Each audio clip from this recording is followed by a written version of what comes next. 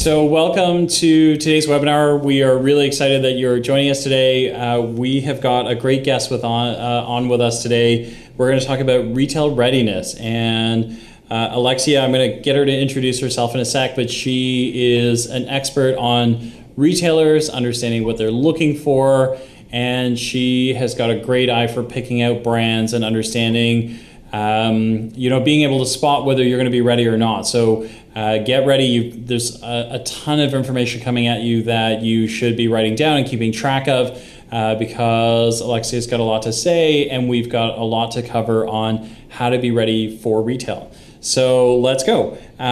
So Alexia, welcome to the webinar. Hello, Bill. Thank you for having me. I'm so excited to be here. Yeah, we're really excited to have you. Would you mind giving the audience just an intro on who you are? Of course. My name's Alexia Ambrose, and I'm the founder of Collective Branding House. And I'm here to kind of help connect the dots for brands to get into the retail place that they've always dreamed of. And so Collective Branding House, you have a ton of experience with, you're a broker, right? So you help brands find retailers. Yeah. Exactly. So I help really brands from the beginning of retail readiness and to launch and sell through in major retailers. So we work with anything from specialty retailers, trade shows and showrooms, as well as our majors such as the Nordstroms and Ultas and Sephora's, the big guys in the game. So the big companies that you work with, is there an industry that you're after or like a segment of the industry you're after, like beauty or... How do you? My specialty, I really started with my passion in the beauty and wellness. So really focused on everything that's beauty. And nowadays, beauty is really expanding into wellness on what's in your body and what you put on your skin. So, and I've expanded that outward. So working with major retailers like the Ultas, Urban Outfitters, the Sephora's, and even to the CVS and Rite Aids that are competing with the Ultas and Sephora, and really bridging that gap on what consumers want and where they can get it. That's amazing.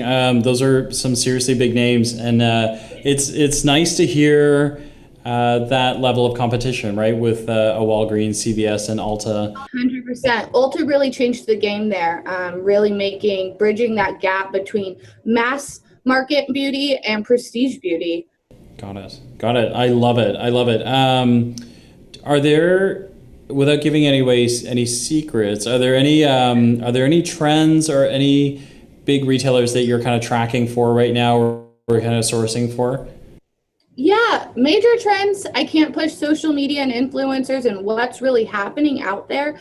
Buyers are stalkers. They're watching, they're tracking what you're doing over periods of times, but also having more of a unisex and gender neutral, especially in the beauty world and across the board. We're really seeing the blend there, as well as focused on the beauty world is men's grooming and beauty has really come to the forefront, where it's not just one segment of men that are looking for products, but a wide range from your construction guy to the guy that's on Wall Street, really looking for products that fit their needs. We're going to get into retail readiness. I think the one thing in what you just said that's really interesting is when we talk about buyers being stalkers and then kind of tracking over a series of time.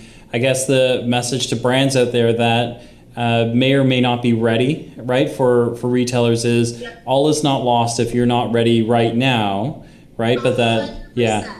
If you're not ready right now, it takes time. Not everything you see is an overnight success. And sometimes that can be daunting when you are on social media and you're seeing these brands just look huge and all of a sudden launching. There takes a lot of time to get into that, a lot of behind the scenes that you don't see. And those are the times that really are crucial to get you to where you want on the shelf. I love it. So let's get into this. So you work with a lot of brands. What are some of the most common problems that you see out of brands? Like kind of that first off, you're like, the list is too big. Like how many things, where do I start? Overall, not being retail ready, not having the crucial items like marketing materials, packaging, labeling, and pricing structure even set up. It's really amazing to see a manufacturer have an idea and turn it into a brand that's even able to get in front of these retailers.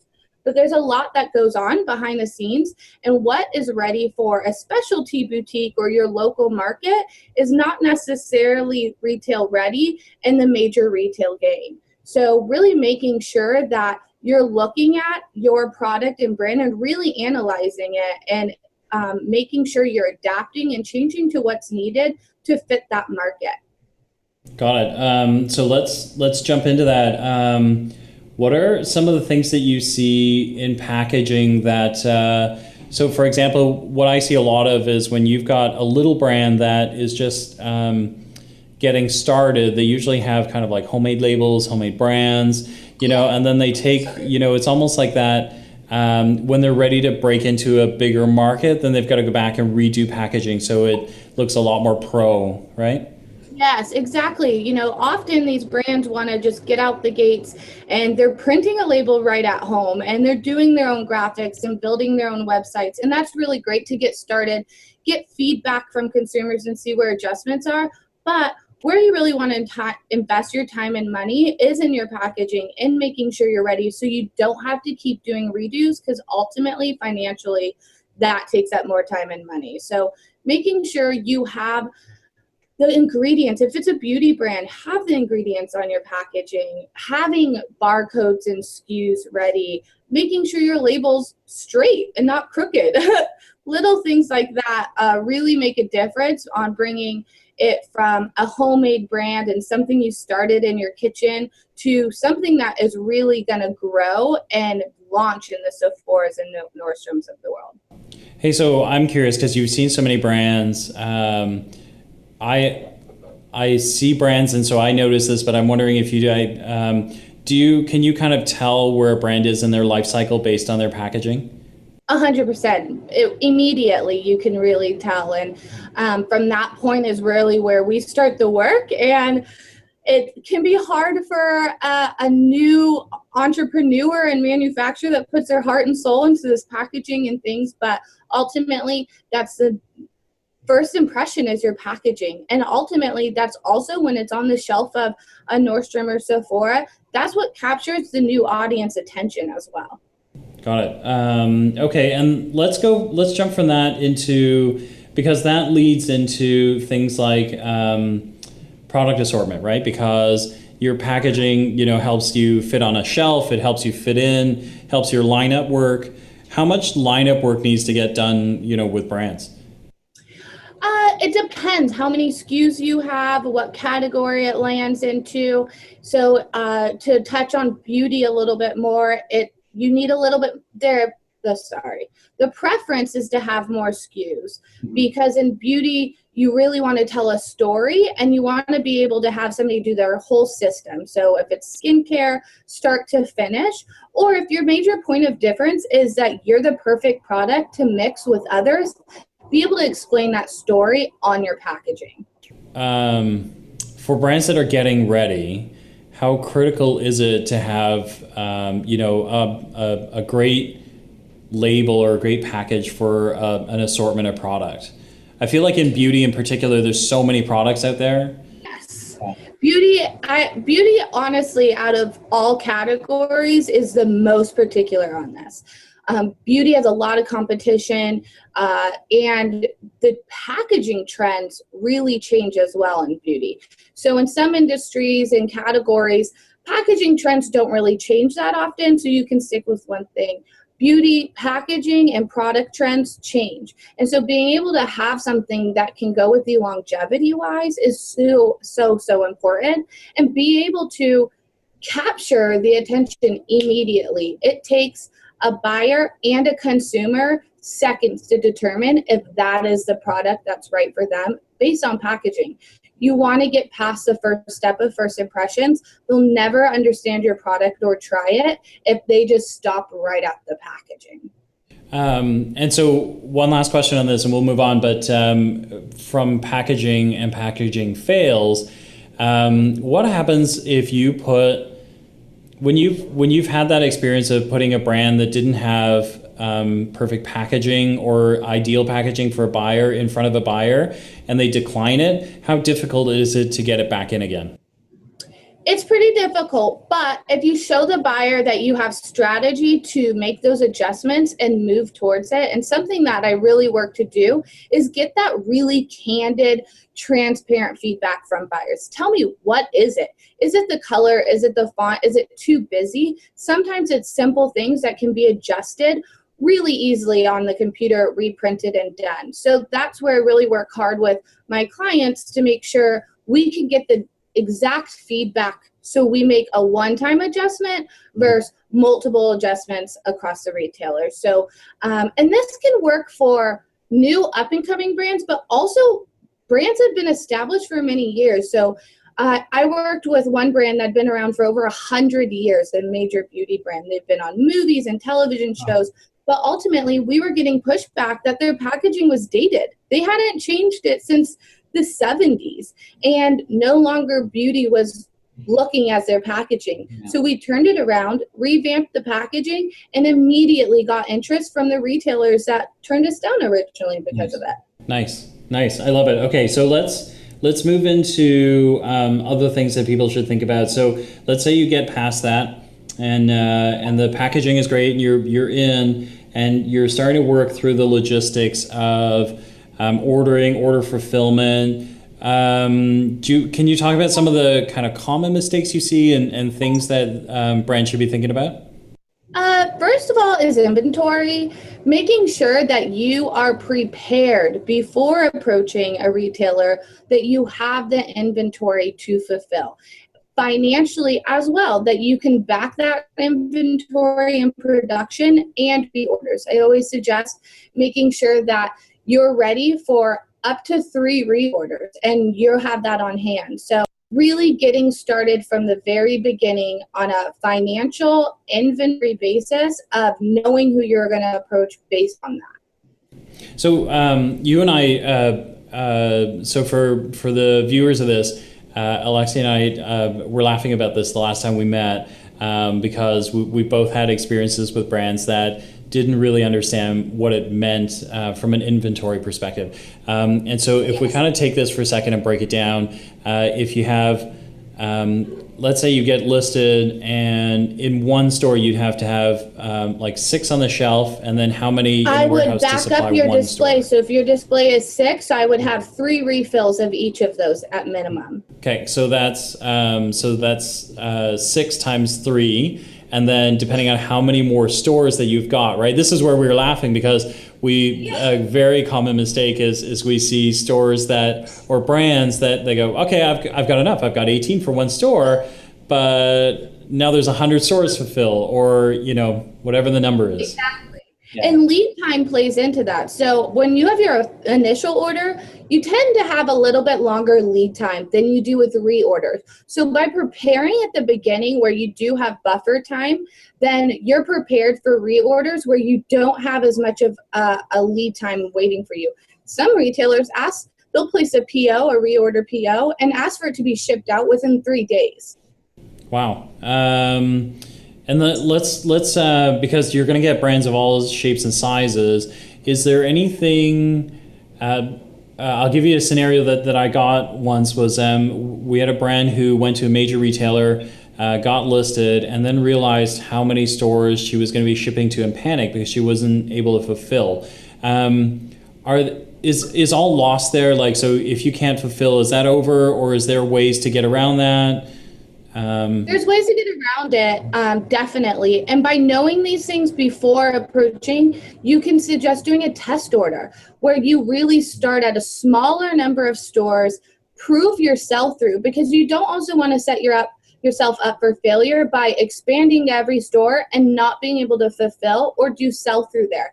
So it's better to start in a smaller pond, sell through, show them that you can do that, and show yourself sometimes that you can keep up with that pace, and then expand from nice. there. And then what's neat out of that too, the sell-through allows you also to be able to go to other retailers and be able to take that data and say, hey, you know what, like in the small pond, I was able to do it. Maybe I just lock up a whole bunch of small ponds, right? Like that would be the other neat thing you could do. Each retailer is a building block on the other.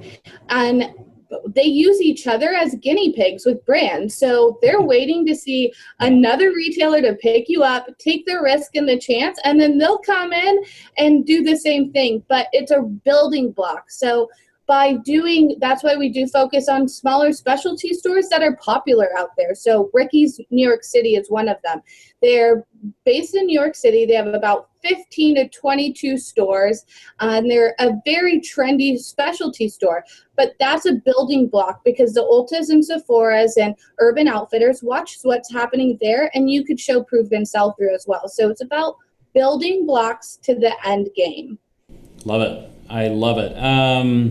So from there, I want to ask you about, I think this one's a big one, but things like margin and pricing. That is, I would say, the biggest roadblock. You know, there is obviously the packaging, but once you're past the packaging, buyers are numbers people. They aren't creative necessarily. They're going by numbers, and that is what they're looking for. So if you don't have the correct margins, then they're going to not even give you a chance, especially if you're far under the standard, because they're not going to think a newer brand has much wiggle room when it comes to margins and pricing. Yeah, and I think this is kind of a great time to point that out as someone, if you're watching this, one of the really key value things that someone like Alexia brings, Alexia in particular, is understanding that market and understanding, you know, what buyers want in terms of category expectations, and then being able to keep you out of trouble, because we hear that a lot, right? Small brands that go into markets without knowing what they're doing, right? And then, oh my gosh. Puts both parties in a tricky situation, puts the buyer and retailer in a tricky situation, as well as the manufacturer. You don't want to ruin your first impression and your first chance to get in the door, because once you're in the door, it's even harder to get back in if you are shown the way out. So it's really important to follow what they're asking of you, be proactive with everything, and do your own brand buzz around what's happening. Create that, because sell-through is the number one, and having your prices at a competitive point and a margin that fits the retailer's needs is how you're going to do that. Each retailer's really changes now. Years ago, margins were pretty standardized across the board, but now they're not, and it's forever changing, and each retailer changes in those numbers. Something that, you know, I think we'll touch on it later is misconceptions of buyers. And one thing about that touching on is buyers are evaluated based on their sales and what they're picking to put on the shelf. So it's a numbers game. If they reach their quota and their sales margins in 2016 and they hit it out of the park, then next year their supervisors and bosses are going to want more from them and go, oh, you reached that margin and that profit, we want it at the next level and raise the bar. So just as much as you're trying to get in there, they're also working to fit their system and hit their quotas and their expectations. So really, it's about a mutually beneficial partnership where both parties are feeling that they are placed in the right location and that they're able to provide what is actually needed.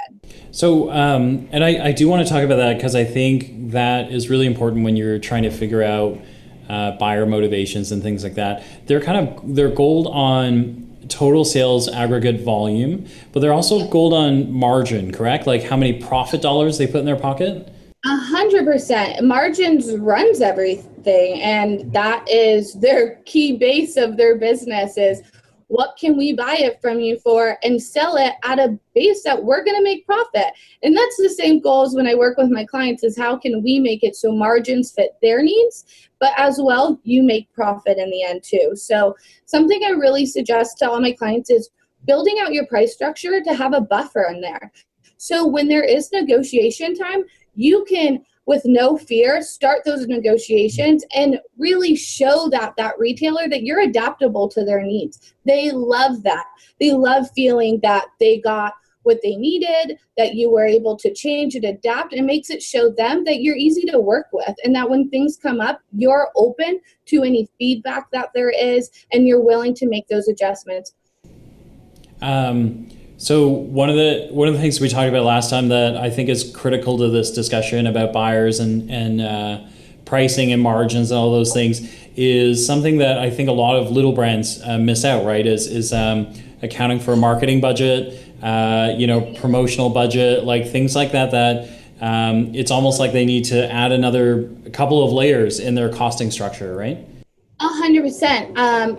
One of the best things I ever heard from one of my partnerships is the senior vice president of Lord & Taylor Beauty. And she looked at me and said, you know what? And as you know, it takes money to be in these major stores. And that's something a lot of people don't think about is you think about the PO coming in and you think about the check in the long run, but you're not also thinking about the financial cost that it gets to be there. And that's something that you really, on a financially structure, need to make sure that you have that padding, that you have marketing funds, that you have money to even have insurance up to $5 million for some of these places, and be able to support their sell-through. So you get placement in a major store, you also want to be able to have the marketing funds to push that partnership. Yeah, and I think so for brands that if you're new to this, when we talk about marketing dollars, we're talking about let's say it's Ulta. And you're in Ulta and you've been there for a full quarter, maybe you've been selling steady, maybe you haven't, maybe the last 4 weeks you've been starting to drop. It's pretty common, right? Like an Ulta would come back to you and say, hey, listen, well, you should be doing it. But if you're not, Ulta will say, how do I get those sales back up to what it was before, right? Exactly. And then there's certain retailers such as Ulta have internal initiatives that they can do, but those cost money. Yeah. So a little insider tip for all of you is that beautiful catalog you receive from Ulta in your mail every month or every few weeks, all those major brands pay to be in there. So, and it's a pretty good lump sum of money. So when you receive those catalogs, take that into consideration when you're seeing Urban Decay spend that marketing money to be there. You don't always think that Urban Decay, such a big national brand, even needs that space in that catalog mail out, but it's crucial for them even to keep their sell-through. So as a smaller brand and a newer brand in a store, it's even that much more crucial for you. And then the other tip, because the shoe is on the other foot too, right, is as buyers kind of conquer their numbers and do great, if you spend money in the catalog that they've got going this quarter, they're going to be back next year to look for the same money in the same catalog, correct? Exactly. And the goal is always to make sure that the ROI is coming in and those sales are happening for you to be able to reach those quarterly marketing fees, or for you to do internal on your own brand side to push those. So again, the number one thing I stress to my clients is be financially stable from start to finish. Prepare yourself, just like what in your own personal life, have emergency funds, things to really make sure that you can push your brand to your end goal, because it's surprising the little fees that add up.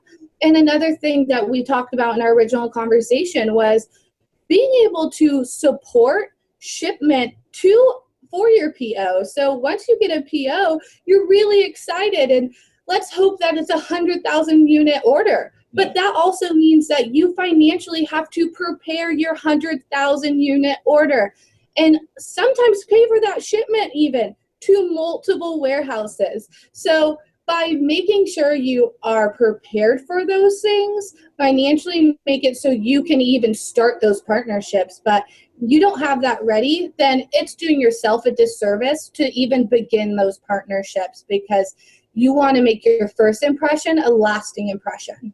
So these things are all amazing. I think the brands that are tuning into this, as you get more questions, just a reminder to jump into the link below. I think you can see it below here, but jump in there and Alexia will be there to answer your questions. I'm sure that right now there's probably a lot of questions, and you should ask them. She's smart. You want to get as much time with her as you can. I wanted to talk about some of the initiatives that you're after. So you're doing some really cool stuff at New York Now. You do some really cool assessment stuff with brands. Anyway, let's start with New York Now. Okay, so for those who don't know what New York Now is one of the leading trade shows in the gifting, home, and overall fashion accessories. There's beauty, there's a little bit of everything, but brands from Kate Spade down to the newest brands that started 6 weeks ago attend there. And it's based in New York City, where a lot of our major retailers' headquarters are. So it's a wonderful opportunity to gain brand awareness. But what I've realized being in this industry for so long, that it's nerve-wracking as a new brand to put the financial investment into a trade show. And you're also there for many days. So there's a lot that plays into it. So what I've done is really am bringing complementary brands to the Collective Branding House booth at New York Now. So it really provides an opportunity for these brands to be exposed to these major retailers, get a lot of feedback in for less financial risk than going at it on your own. And often, a lot of times, entrepreneurs are nervous talking to people, and you love your brand and you know how to talk about that, but to be in front of everybody moving and grooving, it can be nerve-wracking. So we really provided this opportunity to bring brands in New York Now and set up meetings with my relationships and get their brand in front of everybody. It's one of the number one things is repeat impressions and brand awareness. And it goes back to what I had originally said as buyers being stalkers. And that's their favorite place to kind of see what's going on. And Phil and I, we were laughing about it before, but buyers will hide and sneak their badges and do these things. So as a new brand, you're not prepared for this crazy world of trade shows. Thankfully, with my time and experience, I've been able to figure out all their moves and really get their confidence in stopping by and really evaluating their brands. And trade shows is the number one place to get mass feedback back as well. So it's something I'm excited to do, and I love working with brands. And I consider myself an extension of all their teams. I'm a walking billboard, and New York Now is the best place to do that and really get your brand out there in the best city in the United States with all of the retailers there for you. So it's an exciting opportunity. I love it. It's going to be a great show. The other thing I wanted to ask you about was you do some pretty cool assessments with brands. So for brands that are, again, listening to this, some of the stuff that we've covered with Alexia, she lives and breathes this stuff, right? So she has what a talented buyer has, which is that eye for what's quality, what's not, what's going to work, what's not going to work. But she's figured out a way to translate that, correct? Exactly. Mm-hmm. So actually, when I first started off in this industry, my mentor was a DMM for Nordstrom for 20 plus years. So I was really able to get the behind the scenes of how they work, function, and tick, and be able to also, from a brand perspective, how can we marry those two properly? So my brand analysis is pretty much doing a full breakdown of what we've talked about today and providing you with that feedback. What is your packaging like? What are you needed for labeling? What are your missing points of difference and the things that are going to bring you to the next level? So I do an assessment from every social media platform, website, design, brand awareness, down to what your target demographic is. And at the end of it, provide a strategy and a kind of to-do list and call to action, as well as your next steps once you complete those items of what retailers does your brand fit into. Sometimes there's retailers and places that you would have never thought that is your number one place to be placed in. So one of my favorite examples is hospital gift stores. That's somewhere that some retailers or manufacturers don't think about ever. But hospital gift stores, I've had clients that they got their most return on investment from hospital gift stores than they did at their placement in Nordstrom's. Yeah. So it really provides a brand analysis for you to be able to see, where am I at, what needs to be changed, and where can I go once these changes are made. And it's something that is really beneficial and crucial, I think, for any brand. And to really have a perspective of always being able to be open to change. Your original idea of the product you started, from your prototype of writing it down on a napkin or talking about it with your friends, has changed to what it is today, and continuing to keep that mindset. And so the brand analysis really kind of revamps that and makes you take a hard look at your brand. Love it. I love it. And then what else are you currently tracking for retailers? Anything that you're looking for? Brands are going to ask you that for sure. I think it's hard to get with Alexia. Like you've got to have, again, she's got that buyer's eye. She's looking at what's right and what's good for retailers. So you got to make that cut before you're going to get in front of a retailer with Alexia. What are you what are you looking for? I'm really looking for, like we've talked about, retail readiness, but a product and a brand that can go for longevity. Right now, we're seeing this really big market of niche brands coming to the forefront and showing these national brands a run for their money. And so really finding that brand that can grow for the long term, and it isn't just the trend right now. But one thing I'm looking for is the blend of beauty and wellness coming together. There's a hot trend for organic everything, vegan, but also anything that helps life quick and easy, beauty tools, as well as expanding out there to everyday needs of people to really fit what they want. And a lot of times buyers don't know what they want right off the bat. They know that they're looking for, the best example is I work with jewelry as well and in fashion accessories. And I was talking to one of my buyers at Bergdorf's, and I go, okay, what are you looking for? What are you needing? And she was like, I have everything. And I was like, I don't really need anything. And I was like, are you sure? She goes, actually, I'm missing color. So it's not a particular brand or type, but she just needs color jewelry, color-focused jewelry. So they don't, and that plays back to buyers aren't necessarily creative, and they're not going to tell the brand especially. They're more transparent with me, and they'll be like, I need this, I don't like that. But they're not creative sometimes. So you have to tell them, and this is where they really love working with me, is I'm telling them what's happening on the social front and the economic front of trends. Where is it leading to, and how will it benefit them? So there's basic things that they know they need to stock on their shelves, but there's new up and coming items and brands that they have no idea that's out there. And that's where I come into play, of making those introductions and showing them this is the best next thing you need. Okay, so that wraps us up for today. We hope that you got a ton out of this. Yeah, there's a ton of information here. You can ask questions. Make sure that you're looking. You're jumping into the link down below. So head to Hubba Groups, and Alexia will be around to answer questions for you. But we hope you really enjoyed this. And Alexia, thank you for joining us today. Thank you. I can't wait to hear from all of you brands and answer your questions you may have, and hopefully work together in the long run and get you on the shelf of your dreams retailer.